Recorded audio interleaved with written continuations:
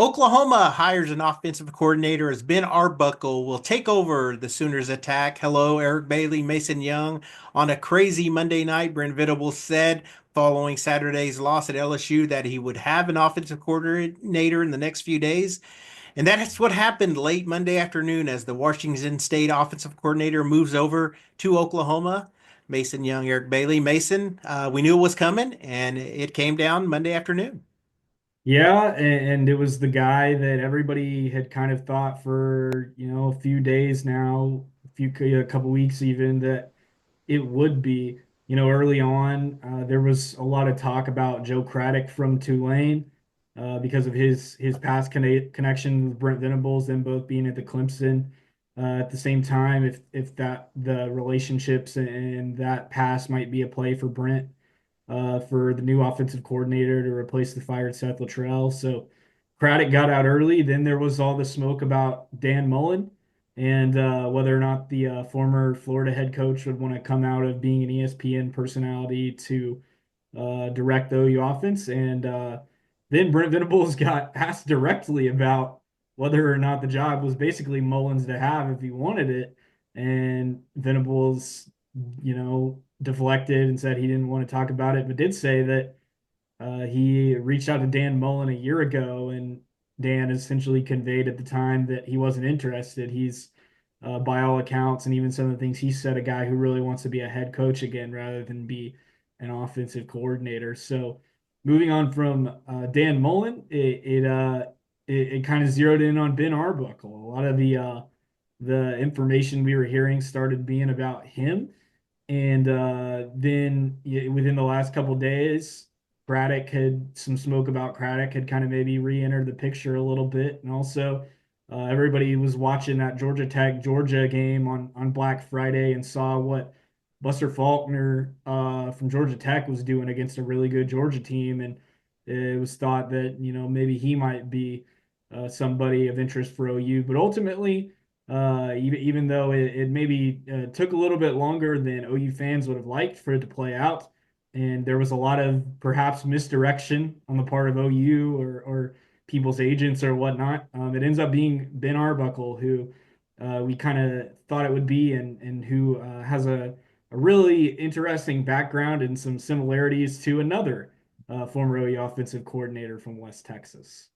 It's crazy when you look at the similarities. You mentioned that Lincoln Riley, when he took over after the 2014 season, was 29 years old when he got to Norman from East Carolina. Ben Arbuckle, 29 years old, albeit a little, not as much as a seasoned resume, but the success on the field is a little similar. Uh, Arbuckle, who spent the last two seasons at Washington State, has really been pretty prolific. Has a top 15 offense. Really has done well with two different quarterbacks at Washington State. Spent a year at Western Kentucky, and when you think about his journey, wow. I mean, in 2020, when Oklahoma went to the Cotton Bowl and won during the COVID season, Ben Arbuckle was a high school offensive coordinator. And now look at him now calling plays in 2025 against SEC opponents. It's really crazy when you think about the journey. But what Oklahoma really needed was just an injection of offense. Everyone knows we don't have to relive what this season was like. It was pretty dismal. But when you look at what Ben Arbuckle has been able to do over the last two seasons at Washington State, you look at what they did this year, they were sixth in the nation in passing touchdowns, eighth per passing attempt, ninth in passing efficiency, 12th in yards per completion.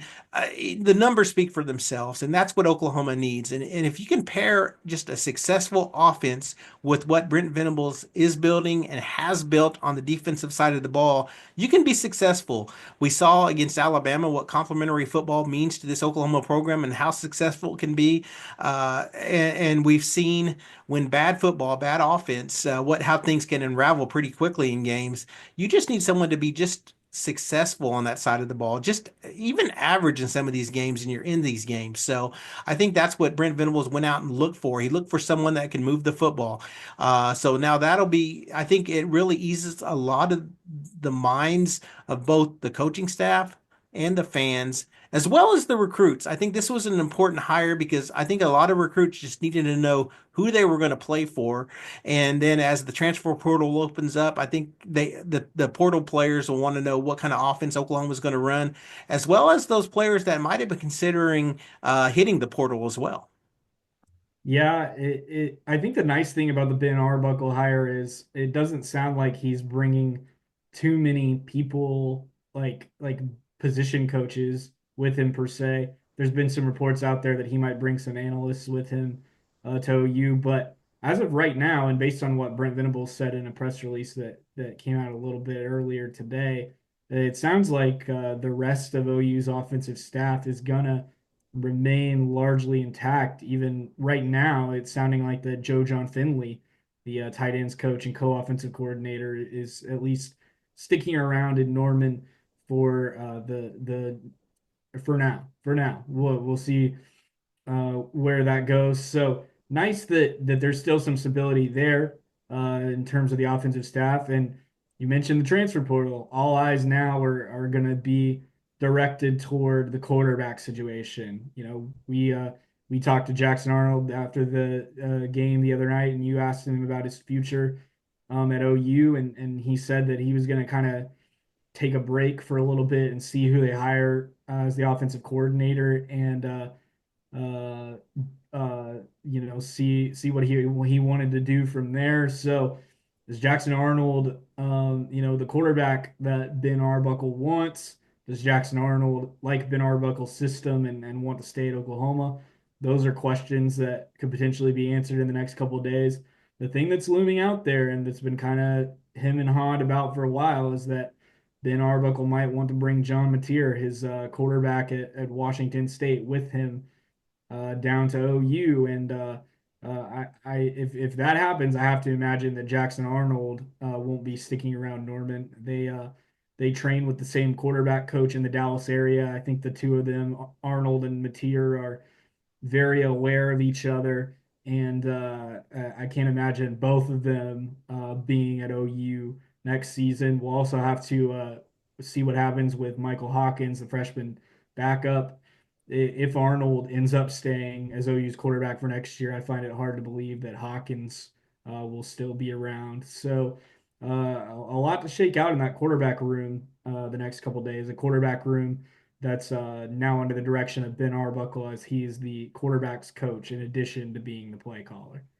You look at John Mateer too, and of course we don't know what's going to happen with John Mateer, but if you just look at his body of work and you can see what Arbuckle's fingerprints are all over this passing attack. John Mateer completed 70% of his passes in 6 of his last 8 games, and in that seventh game he hit 69.4% of his passes. Completing those last 8 games, threw for 18 touchdowns against only 3 interceptions. And I mean, it had success through the air. I mean, and that's something Oklahoma hasn't just didn't find this year. Of course, there's a lot of dynamics that go into that, including the injuries to the wide receiver position. But this is an offense that is used to seeing prolific passers, so that's a plus. You mentioned, will he come along with his offensive coordinator? Oklahoma fans saw that with Dylan Gabriel coming along with Jeff Lebby. Although there was a couple years in between when Lebby moved on to Ole Miss and Dylan was down at UCF. They were united at Oklahoma. Could Mateer follow Arbuckle and bring that offense with him? That would be a plus. We'll see what happens there. Something else about Mateer too is we talk about Jackson Arnold's running ability. Mateer ran the ball a lot during those last 8 games as well. I mean, you look at his rushing attempts. There were 6 of those games, or 5 of the 6 of those games, excuse me. He ran for more than 13 carries a game. I mean, this is an attack that still uses the quarterback's legs to some extent. So this is something that being a mobile quarterback is something that Arbuckle uses. And I just wonder if Jackson Arnold looks at these stats and thinks, those are some of the things, some of the tools that I have. So, if Mateer comes, I think it does give him a leg up in spring football. But if Mateer, kind of wavers or maybe, finds another school, which, I'm sure there's other schools in play, not just Oklahoma, for him, because there's going to be a lot of schools looking for quarterbacks. Jackson Arnold still could look at this offense and say, hey, I could be a player in this offense too. And lost on the Jackson Arnold front too. this is an incredible stat. This week he's going to meet his fourth offensive coordinator in a 24-month span, and that's amazing for any quarterback, for any football team to have four different offensive coordinators, four different play callers in 24 months. That's just tough for any quarterback to digest. So you got to have the feel for him a little bit during this whole process. Yeah, and kind of along the lines of what you were talking about, obviously, the quarterback run game plus the deep passing attack has kind of been the recipe for success for Arbuckle at Washington State this year, and that screams air raid. Looking at his background, he's a West Texas guy. He's from Canadian Texas, played Division II ball at West Texas A&M University, and then got his coaching start Houston Baptist, where he was working for Zach Kitley, who was a Cliff Kingsbury disciple, who was a Mike Leach disciple. So all in the Texas Tech air raid tree. So Zach Kitley learned at Texas Tech, brought it to Houston Baptist, and then a couple years after Kitley and Arbuckle were at Houston Baptist together, they ended up going to Western Kentucky. Then Kitley leaves Western Kentucky to go back to Texas Tech, and Arbuckle becomes a play caller for Western Kentucky, and their offense is still just dynamite, just putting up points, throwing the ball all over people. And so that gets him to look at the Wazoo job where he's been the last 2 years. I thought the most interesting thing that he said in terms of the quotes that they had for him in that press release we got, Eric, was he said they're not going to be afraid to he's not going to be afraid to adjust the scheme based on the personnel.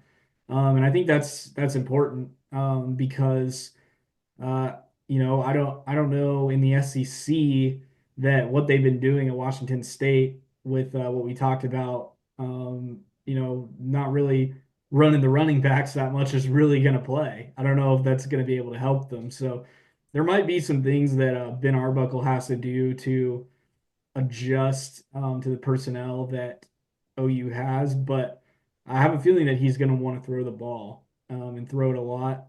But I also think that uh, maybe they could be less reliant on the quarterback's legs and use the talent that OU has. If it stays intact, the guys like Javonte Barnes, Taylor Tatum, Xavier Robinson use the talent that they have to their advantage to really have a super balanced offense.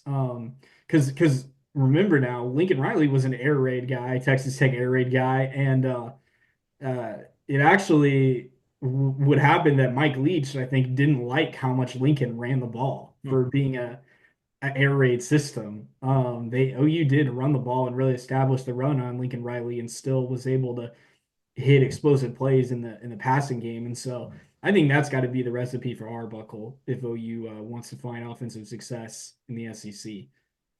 Well, this is just day one. This hiring is just hours old as we make this podcast for the Tulsa World.